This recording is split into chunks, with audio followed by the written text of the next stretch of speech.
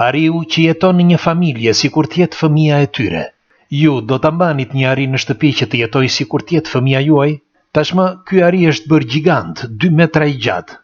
Por ai ha me ta, ullet në tavolin, shikon televizorin së bashku me ta dhe loz e qesh si kur tjetë një njeri. Svetlana dhe Yuri Pantelenko, një çift nga Rusia, kanë 30 vjet që mbajnë në shtëpinë e tyre një ari. Ata i kanë vendosur edhe një emër, e quajnë Stefan. Ariu është shumë i talentuar, ecën me 2 këmbë, pi çaj, kërcen në përfesta dhe i zgjon në mëngjes.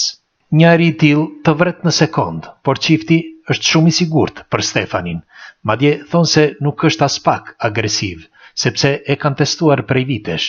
Kryesorja është që ta ushqesh mirë, thonë ata. Stefan sot peshon 150 kg, por është i shkathët dhe bën çdo gjë që i thua. Madje ai loz edhe me top.